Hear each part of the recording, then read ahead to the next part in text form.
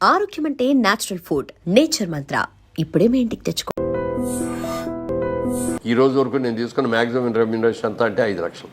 కానీ అందులో పొదుపు చేశారు చూడండి సార్, సేవ్ చేసి దీన్ని గ్రో చేశారు, అది గ్రేట్ సార్. ఎంత దాచుకోవాలి సార్ సుమారుగా? మీరు ఒక బిజినెస్ మ్యాన్ కాబట్టి ₹1 సంపాదిస్తే, ఇప్పుడు మా అలాంటి ప్రొఫెషనల్స్ ఉంటారు, లేదు ఇంకో కొంచెం ఏదైనా ₹1 ఎంత దాచాలి సార్ ముందు? ఎంత దాచుకోవాలంటే ₹100 జీతం సంపాదించుకునేవాడైనా సరే ₹10 ₹15 రాగానే ముందు తీసుకెళ్ళి ఆ డబ్బాలో వేసేయాలి. ఆ మిగిలిన 80 ఖర్చు పెట్టుకోవాలి. 100 పెట్టామనుకోండి, 100 ఖర్చు అయిపోవడం కాబట్టి ఇంకో 200 అప్పు కూడా చేస్తాం. అది చేయకూడదు. నేను ఉన్నా లేకపోయినా, తిన్నా తినకపోయినా ఈ ₹20 ఈ 20% తీసుకెళ్ళి నేను పక్కన వేయాల్సిందే అనేది స్ట్రిక్ట్గా పెట్టుకుంటే ఈజీగా పైకి రాగలుగుతాం. ఈజీగా అంటే వేస్ట్ అవ్వకుండా ఉన్నంతలో జాగ్రత్త చేసుకుంటాం. ఆ వచ్చిన దాన్ని మళ్ళీ అది ఆ ఫ్రెండ్ అడిగాడు, లేకపోతే వీళ్ళు అడిగారు, ఈ ఆడేదో మందు అవుతా ఏదో అప్పు అడిగాడు, ఇవన్నీ ఇవ్వకూడదు, జాగ్రత్త పడాలి. జాగ్రత్త. అండ్ ఇంకోటి సార్, క్రెడిట్ కార్డు ఉండడం మంచిదంటారా ఒక వ్యాపారవేత్తగా? క్రెడిట్ కార్డు ఉండటం అనేది డెఫినెట్గా ఇప్పుడు అవకాశాలు చాలా ఉంటాయి. అవకాశాలను సద్వినియోగం చేసుకునే వాళ్ళందరికీ ఉపయోగపడతాయి, దుర్వినియోగం చేసుకునే వాళ్ళకి అందరికీ కూడా ఇది అవుతుంది. మీరు అమెరికా లాంటి దేశంలోకి వెళ్ళి చూస్తే క్రెడిట్ కార్డు అని ప్రతి దగ్గర క్రెడిట్ కార్డు, డబ్బు డీలింగ్ ఉండదు అసలు. అవును, పెట్రోల్ కొడుచుకున్నా క్రెడిట్ కార్డే పెడతారు, షాపింగ్కి వెళ్ళినా కూడా క్రెడిట్ కార్డు ఇస్తారు, అన్ని చోట్ల ఇదే. ఇక పండగలు వచ్చాయి, క్రిస్మస్ లాంటి పండగలు వచ్చాయంటే అసలు ఎన్ని కొనేస్తారో చెప్పడానికి లేదు. అవసరం ఉన్నాయి లేని అన్నీ కూడా. ఆ రోజు జేబులో డబ్బులు ఉండక్కర్లా, క్రెడిట్ కార్డు తీసి ఇస్తారు, వాడు దాంట్లో పెడతాడు, ఇచ్చేస్తాడు. అది ఆ క్రెడిట్ కార్డు అప్పులు తీర్చడానికి మళ్ళీ బోలెడు అప్పులు చేసే సందర్భం అదే కదా. క్రెడిట్ కార్డు ఏంటంటే అవసరానికి జేబులో డబ్బు కాకుండా ఇది కూడా ఒక కరెన్సీయే. పేపర్ కరెన్సీ కంటే కూడా ఇది ఒక, కానీ అది హద్దుకు మించి ఖర్చు పెట్టడానికి కాదు. అంతే కదా, అదే అది ఉంది కదా. కన్వీనియన్స్. రేపు చూసుకుందాలే, వచ్చే నెల కడదాంలే అని అనుకుంటే అప్పు చేయడం చాలా తేలిక, కానీ అప్పు తీర్చడంలో సేవ్ చేసుకోవడం అనేది చాలా కష్టం. అది తెలుసుకోవాలి. స్టాక్ మార్కెట్లో డబ్బులు పెట్టచ్చా సార్? ఇవన్నీ మౌలిక సూత్రాలు. అసలు పెట్టండి, నాకు దాని మీద నమ్మకం లేదు. స్టాక్ మార్కెట్లో మీరు ఎప్పుడు భూమినే నమ్ముకున్నారు, లేదంటే వెంచర్స్ ఏదైనా వెంచర్ ఉంటే దానిలో పెట్టారు? నేను పార్లమెంట్లో కూడా మాట్లాడేటప్పుడు ఒక కథ చెప్పాను. ఓ రోజున ఒక వ్యాపారి వచ్చాడు పల్లెటూరులోకి, వచ్చేసి మీ ఊళ్ళో కోతులు ఉన్నాయని తెలిసింది, కోతులు కొంటాను నేను, కోతికి 10,000 చొప్పున ఇస్తాను అన్నాడు. ఊళ్ళో వాళ్ళందరూ పిచ్చాడు చూసి ఈడేంటి కోతులు కొనుక్కోవటం ఏంటి, కోతికి 10,000 ఇవ్వటం ఏంటి అని అందరూ చూశారు. ఎవరో కొంతమంది ఈడేదో 10,000 ఇస్తున్నాడు కదని చెప్పి 4 కోతులు 10 కోతులు తీసుకెళ్ళి వాడికి ఇస్తే అందరికి 10,000 ఇచ్చాడు. వెళ్ళిపోయాడు. వాడు వెళ్ళిపోయిన తర్వాత నిజంగా కోతికి 10,000 ఇచ్చారంటే ఇచ్చారని నేను చూపించాడు. ఈసారి మనం జాగ్రత్త పడాలి అనుకొని నెక్స్ట్ టైం ఇంకో నెలలో వచ్చాడు. మళ్ళీ ఈసారి 15,000 ఇస్తానన్నాడు కోతికి. అందరూ ఎగబడ్డారు. ఓ 50% మనుషులు ఎగబట్టారు, కోతులు తీసుకొచ్చారు, ఇచ్చారు.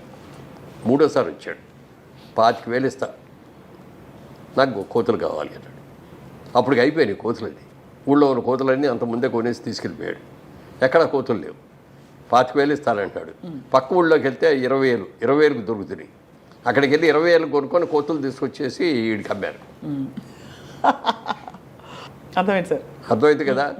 ఆ 20,000కి అమ్మింది ఎవరు అంటే వీడే. అదే అందుకని అదే అర్థమైంది. మన దగ్గర 5,000కి 10,000కి కొన్న కోతుల్ని మనకి 20,000కి అమ్మాడు. అది ఎంత గోల్డెన్ ఇదే సార్ ఇది.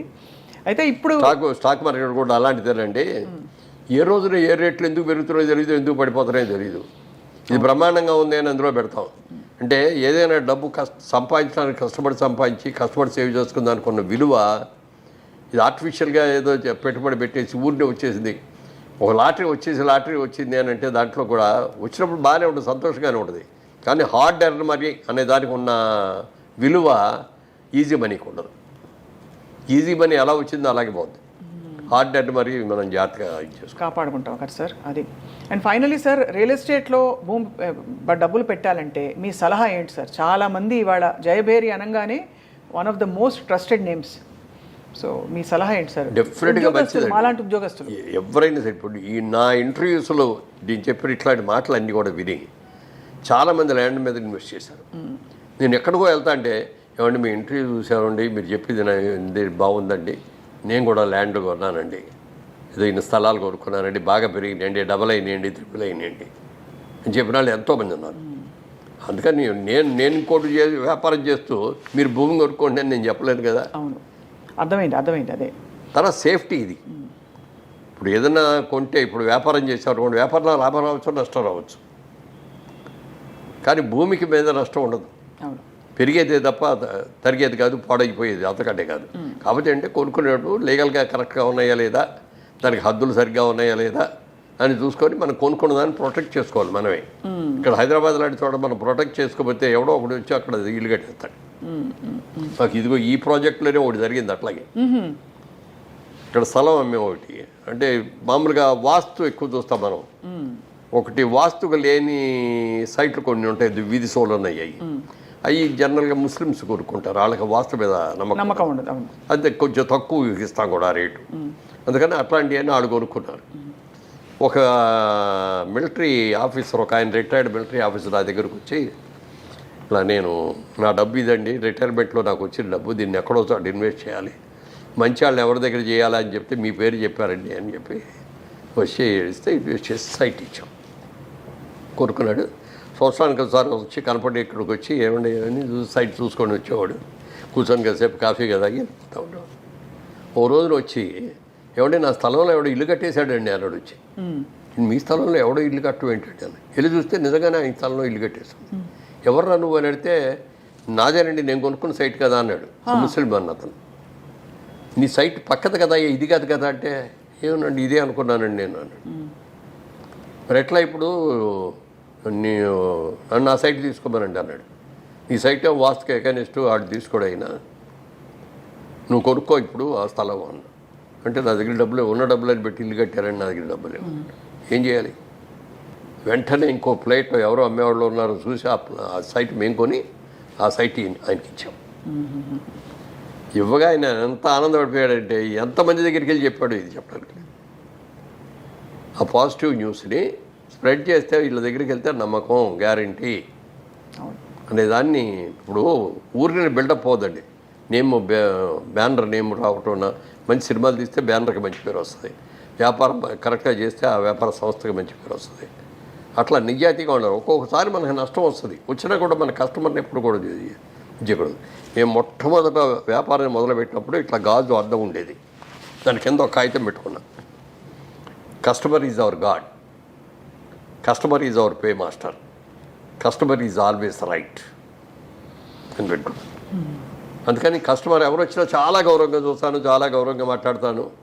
మనకి వాళ్ళ ఆనందం ఏంటంటే ఈ కస్టమర్లు రాబట్టే కదా మనకి అనేదో ఒక ఫీలింగ్. తర్వాత కస్టమర్ ఈజ్ ఆల్వేస్ రైట్ అని పెట్టుకుంటాం. మన దగ్గరికి వచ్చి ఏదో కూడా అతను ఏదో బాధిస్తాడు, నీది వాడేది తప్పు, ఇది నేను చెప్తున్నాను, నేను నా ఎక్స్పీరియన్స్ అని నేను అనకూడదు. అవునండి అవునండి మీరు చెప్పింది కరెక్టేనండి, కానీ నాది వచ్చిన సలహా అండి అని మనం అట్లా వెళ్ళాలి తప్ప అసలు తప్పని అనకూడదు ఎప్పుడు కూడా. కస్టమర్ ఆయన పాయింట్ ఆఫ్ వ్యూలోకి మనం వెళ్ళాలి. అవును సార్, మీ గొప్పతనం అది. ఎందుకంటే వాళ్ళకి చాలా దాచుకుని వాళ్ళు ఎంతో కష్టపడి అందులో పెట్టుంటారు. ఎంత కష్టపడి రూపాయలు ఇప్పుడు ఉద్యోగం చేసే వాళ్ళకి ఎంత వస్తుందండి? ఇప్పుడు అక్కడ దాకా ఎందుకు, సినిమా ఇండస్ట్రీలో కోట్లు సంపాదించిన వాళ్ళు పెద్ద పెద్ద యాక్టర్లు ఉన్నారు. వాళ్ళు ఇలాగ విచ్చలవిడిగా ఖర్చు పెట్టడం మూలంగా కానీ, వాళ్ళ పిల్లలు సరిగ్గా ఉండకపోవడం మూలంగా కానీ చాలా నాశనమైన కుటుంబాలు ఉన్నాయి. అదే మా సినిమాలో మేకప్ వాళ్ళు కానీ, కాస్ట్యూమ్ డిపార్ట్మెంట్ కానీ, కెమెరా డిపార్ట్మెంట్లో ఉన్నాళ్ళు కానీ, లైట్ బాయ్స్ కానీ, వీళ్ళలో చాలామంది వచ్చిన డబ్బులు జాగ్రత్తగా దాచుకొని పిల్లల్ని చక్కగా చదివించుకొని ఇవాళ రోజున వాళ్ళు హ్యాపీగా వాళ్ళు ఇల్లు వాళ్ళు కట్టుకొని పిల్లలతో ఆనందంగా ఉంటే చూస్తా అంటే ఎంత గర్వంగా, ఎంత ఆనందంగా అనిపిస్తుంది. Correct sir. వాళ్ళ ఇళ్ళలో లేదు పెళ్ళి అని పిలిస్తే కూడా కాబట్టి తప్పనిసరిగా నేను వెళ్తూ ఉంటాను. అది ఆ ఫ్యామిలీ బాండేజ్ అనేది ఒకటి ఉండాలి. మనం ఖర్చు పెట్టే రూపాయి ఎలా ఖర్చు పెడుతున్నాం, దేనికి ఖర్చు పెడుతున్నాం, ఫ్యూచర్లో మనకి ఏం అవసరాలు ఉంటాయి, మన పిల్లల చదువులకి మనం ఎంత ఖర్చు పెట్టాల్సి వస్తుంది, అవును సార్, వాళ్ళ పెళ్ళిళ్ళకి ఎంత ఖర్చు పెట్టాల్సి వస్తుంది, ఇవన్నీ ఆలోచించుకొని ఖర్చు పెట్టాలి తప్ప ఇవాళ వచ్చి రోజు ఇలా వస్తుందని అనుకోకూడదండి.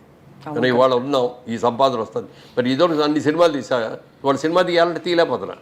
ఎందుకు తీయలేకపోతున్నా అంటే ట్రాక్ తప్పాను, మళ్ళీ ట్రాక్ ఎక్కాలి.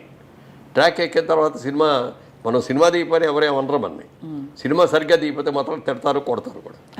Correct sir, perfect. అవును, ఎంత రిస్క్ తీసుకోవాలో అంతే తీసుకుని. సరే, అది ఇంకొక మంచి పాయింట్ అండి. బిజినెస్ మ్యాన్గా మేము తీసిన 25 సినిమాల్లో సినిమా కథ నాకొక్కడికి నచ్చితే కొనేవాడిని కాదు.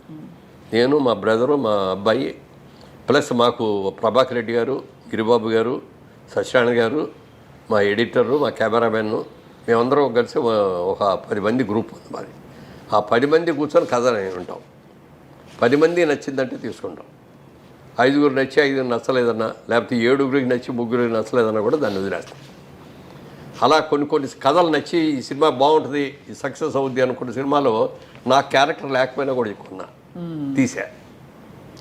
అలాగే ఈ క్యారెక్టర్ బ్రహ్మాండంగా ఉంది, నాకు బాగా పేరు వస్తుంది అని అన్న కానీ రిస్క్ ఉందండి, ఇది బిజినెస్ అవుద్దో లేదో అని కనుక అంటే దాని మొదటి చేయడు. నన్ను నేను ప్రమోట్ చేయడానికి కాదు కదా సినిమా తీసేది. సినిమా టికెట్ కొట్టి సినిమా చూడటానికి వచ్చినాడు, వాడు హ్యాపీగా ఫీల్ అవ్వాలి, సెంటిమెంట్గా ఫీల్ అవ్వాలి. అంతేకాని వ్యాపారం నా కోసం నా ఇది ప్రజ్ఞ చూపించాలి, నా నటన చూపించాలి అని చెప్పి నేను సినిమా దిగిన. నేను యాక్ట్ చేయకుండా చేసి నీ కూడా 25లో 5, 6 సినిమాలు నేను లేను అందులో. హోమ్ ప్రొడక్షన్ అంటే వేషం వేయకుండా ఉంటారు కదా, ఉండరు మామూలుగా. అవును, అతడిలో నేను లేను కదా. అవునవును. కానీ మీరు అంటే ఆల్రెడీ మీరు వెలిగారు అండ్ మీకు ఈ బిజినెస్ దృక్పథం ఉండడం వల్ల మిమ్మల్ని ఏదో ఒకటి ఆక్యుపై చేస్తూ వచ్చింది. అంటే ఇది కాకపోతే ఇది కాకపోతే ఇది అన్నట్టు. అందుకని నేను నాకేది ఇది కావాలని కోరుకోలేదండి. అంటే కోరుకోలేదంటే దానికోసం పెట్టబడలా. అవకాశాలు నాకు వెతుక్కుంటూ వచ్చినాయి. చాలా వచ్చిన అవకాశాలను సద్వినియోగం చేసుకున్నాను. And for more videos, Please subscribe to iDream. Please subscribe to iDream. Please subscribe iDream. And please subscribe to iDream. For more videos, subscribe to iDream. please like, share and subscribe to the channel. Congratulations, iDream. Subscribe to iDream. Subscribe to iDream. So subscribe to iDream Media. iDream ki iDream team andarki huge congratulations. Please subscribe iDream Media. Please subscribe to iDream. Subscribe iDream. Please subscribe to iDream. iDream అంటే నా కళల ఛానల్ను subscribe చేసుకున్న నోరు తిరుగుతలేదు, మీరైతే గంట గుర్తు కొట్టు. For more such videos, please subscribe to iDream. Subscribe to iDream. Please subscribe to iDream. Please subscribe iDream Media. Please do subscribe to iDream. Please subscribe to iDream Media. For best entertainment and information, please subscribe iDream. And don't forget to subscribe to iDream.